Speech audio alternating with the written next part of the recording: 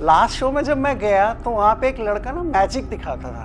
तो मैंने उसको पूछा, वो हमें बैठा हुआ था हमारे साथ, मैंने कहा आप कुछ करते हैं? वो बोला सर मैं मैजिक करता हूँ। तो होता ये है कि जब आर्टिस्ट लोग बैठते हैं तो रूम शेयरिंग होता है, ये चलता है कि, तो उसको मेरे साथ रूम शेयर करना था।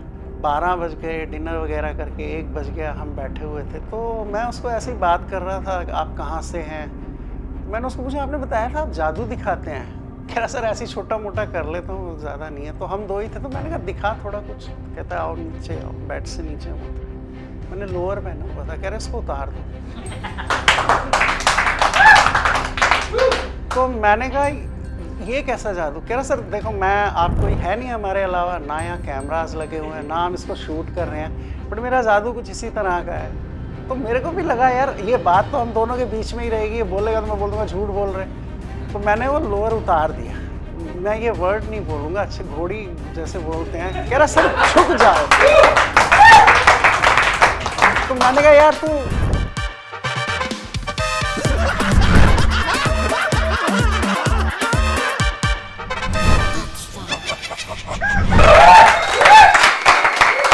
Thank you so much, thank you so much. आज तो पूरा शो हाउसफुल जा रहा है लग रहा है, और मुझे लग रहा है ऑर्गेनाइज़र को सीटिंग कैपेसिटी बढ़ानी पड़ेगी। आज कुछ सेलिब्रिटीज़ भी आए हुए हैं शो में। पूरा आज सोल्ड आउट शो है ये। मैं सेकंड टाइम यहाँ पे आया हूँ। पहले जब मैं आया था तो इतने तादाद में लोग नहीं थे। अब मुझे लग रहा है कि ऑर्गेनाइज़र को मैं रिक्वेस्ट करूँगा कि आप इसकी सीटिंग कैपेसिटी बढ़ाइए तो लोग ज़्यादा आएँ। आज हमारे बीच में कुछ गेस्ट आए। मेरे आने का रीज़न ये था कि मुझे बताया गया था कि 2-3 सेलिब्रिटीज़ भी आएंगे, तो मैं कहीं जाने वाला था, मैंने कैंसिल किया और हम रात को यहाँ पे लेट थोड़ा पहुँचे। तो स्टैंड अप कॉमेडियंस हमारे अर्पित भाई आए हुए हैं यहाँ पे, विकास भाई आए हुए हैं दिल्ली से, मंजीत जी भी दिल्ली से, गौरव जी, काफ़ी लोग। और ऑडियंस तो पुरानी हमारी जो है उसमें नए भी काफ़ी लोग पीछे भी दिखाई दे रहे हैं मुझे। कभी गलतफहमी और मिसअंडरस्टैंडिंग या मिस्टेक्स, ये चीज़ें बड़ी कंफ्यूजन पैदा कर देती हैं। मुझे एक शादी का कार्ड आया कल, उसमें लिखा है शांति वेड्स कलेश। ये कार्ड उन्होंने मुझे दे भी दिया। मैंने उनको फ़ोन किया कि ये कलेश, तो बोल रहे कैलाश है एक्चुअली नाम। ये गौर ना फैमिली लड़के वालों ने किया है ना लड़की वालों ने, और वो कार्ड। तो अब आप सोचो कि उनकी शादी के बाद क्या होगा।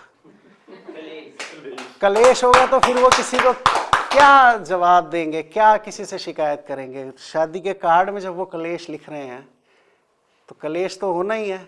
और कम से कम पढ़ तो लेते भाई उसको एक बार। नीचे मैं एक्चुअली जब हम स्टूडियो में आ रहे थे तो नीचे एक सैलून है, मैं नाम नहीं लूँगा, बड़े लीगल झंझट हो जाते हैं नाम वाम लेने से, पर मैं बता दूँ ये नाम के मिस्टेकन के चक्कर में नीचे उस सैलून पे जब आप आते हैं तो नीचे लिखा हुआ है, आप पढ़ेंगे, अगर आपने गौर किया होगा तो ठीक है, नहीं किया हो तो मैं बता देता हूँ। लिखा हुआ है नीचे के बाल ऊपर काटे जाते हैं।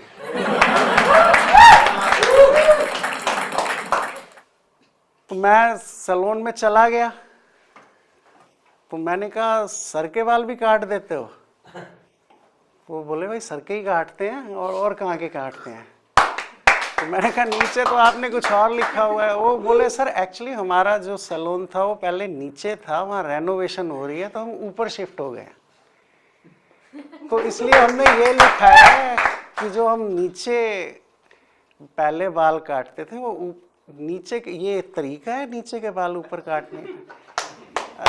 सैलून शिफ्ट हो गया, नीचे काटते थे तो ऊपर काटने लगे। हमारे बीच में जैसे मैंने बताया कि सेलिब्रिटी, आज हमारे बीच में एक बहुत अच्छी सिंगर रूप कौर आई हुई हैं। सिंगर भी हैं, एक्ट्रेस भी हैं, इनका काफ़ी काम आ चुका है, अगर आप नहीं जानते तो देखें। ये रात हमारे बीच पहुंची, तो आज सुबह जब हम बैठे हुए थे सारे यहाँ आने के लिए, रियाज कर रही थी या गाना गा रही थी, तो मैंने इनको रिक्वेस्ट किया, इन्होंने गज़ल सुनाई मुझे। और मैं बताता हूँ इतनी शिद्दत से, इतने दर्द के साथ वो गज़ल सुनाई।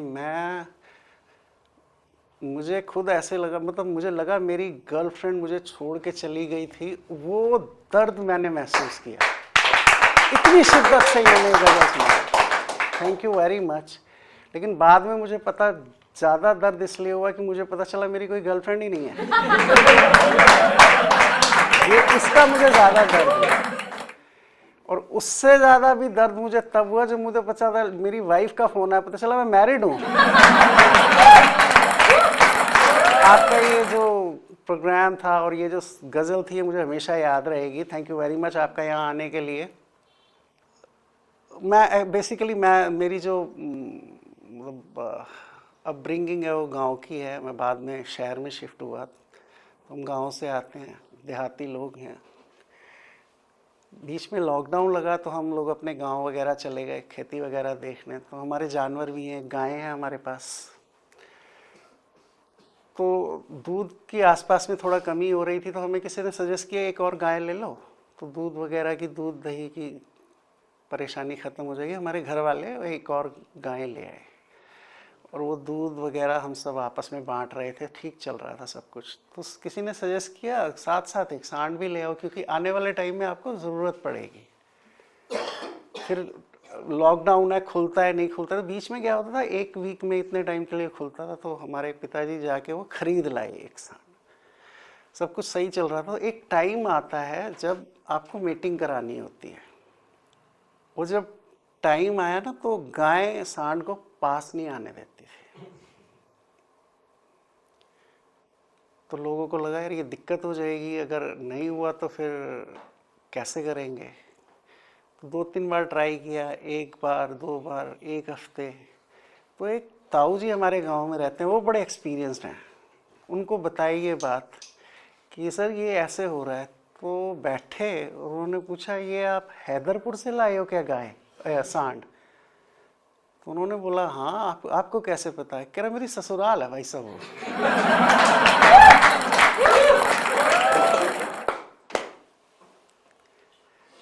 अच्छा, आप सब लोग काफ़ी घूमते रहते हैं, आप सब आर्टिस्ट हैं, अलग अलग स्टेट्स में जाते हैं, सिटी में जाते हैं, तो आप लोगों को पता होगा। मैं एक शब्द बोलूँ अगर आप, तो मुझे बताना वो कौन सी स्टेट है।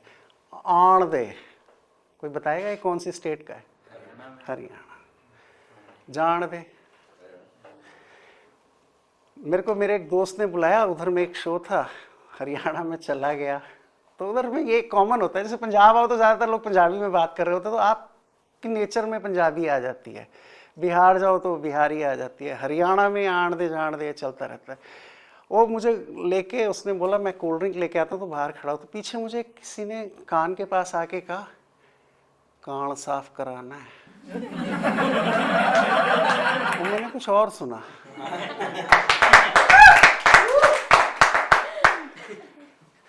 अच्छा, मैं डर गया। 6 फुट के जाट होते हैं, अब पूछ भी ऐसी बात रहे।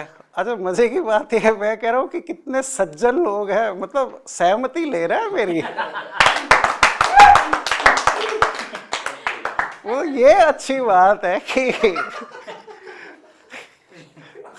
कितने मतलब।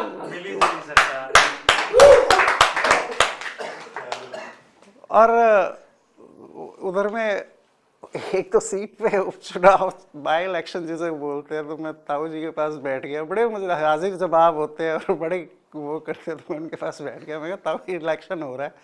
कह रहा है घंटे का इलेक्शन हो रहा है। मैंने कहा क्यों? सरकारों से नाराज? कह रहे भाई कुछ नहीं करते। मैंने कहा इन्हीं के वजह से सड़कें बनती हैं, लाइट्स लगती है, सब होता है। तो मुझे बोले कि ये गाँव LGBT की वो इलेक्शन आ गया, कोई वो लीगल हो गया है, किसी की लोंडियाँ छेड़ दो वो कंसेंट पे आ जाता है, पराई की बीवी कोई नहीं। कह रहा बैठ चो, बेल्ट ना बांधो गाड़ी में, वो गुनाह है। क्राइम वो है कि हेलमेट नहीं पहन के जा रहे। ये सब फ्री है भाई। हरियाणा के लोग की हाजिर जवाबी का कोई तोड़ नहीं है।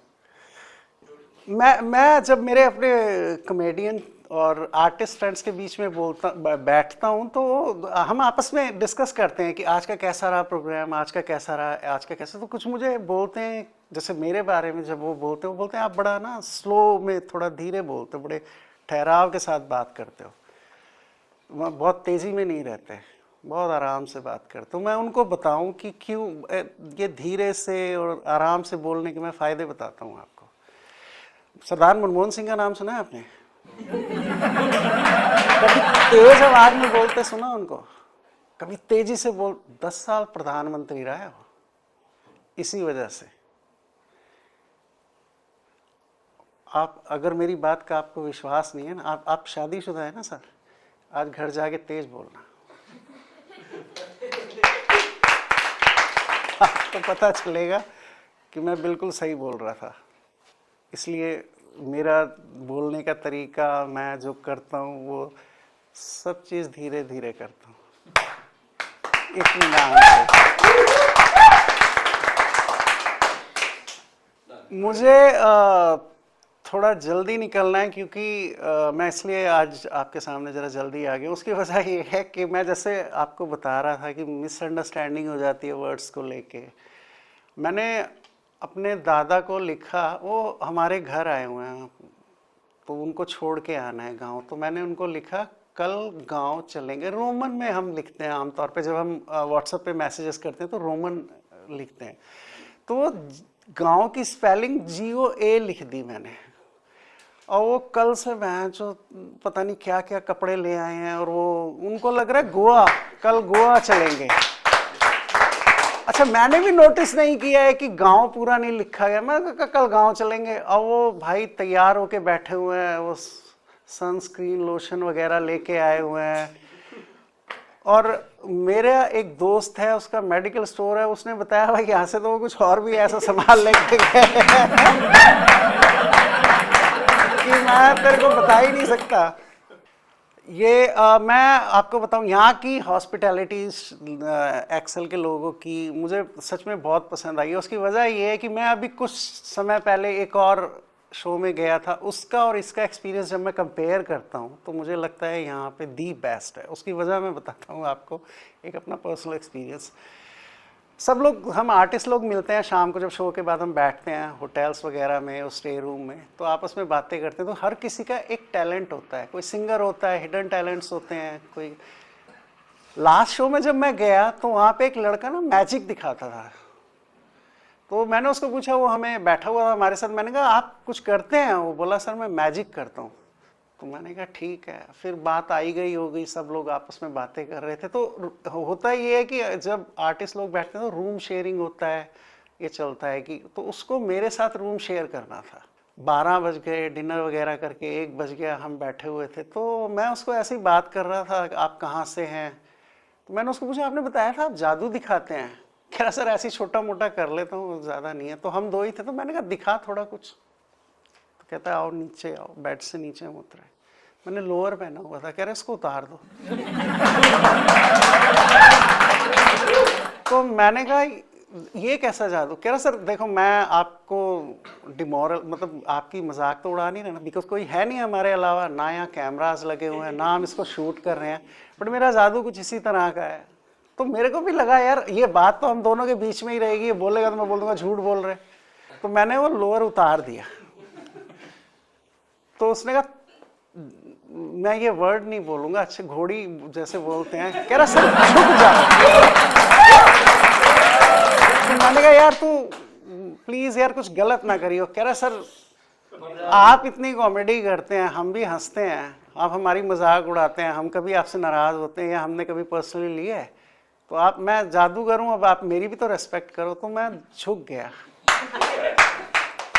तो उसने मुझे बोला कि कुछ उंगली जैसा फील हो रहा है। तो मैंने कहा हाँ। कह रहा देखो मेरे दोनों हाथ तो यहाँ हैं।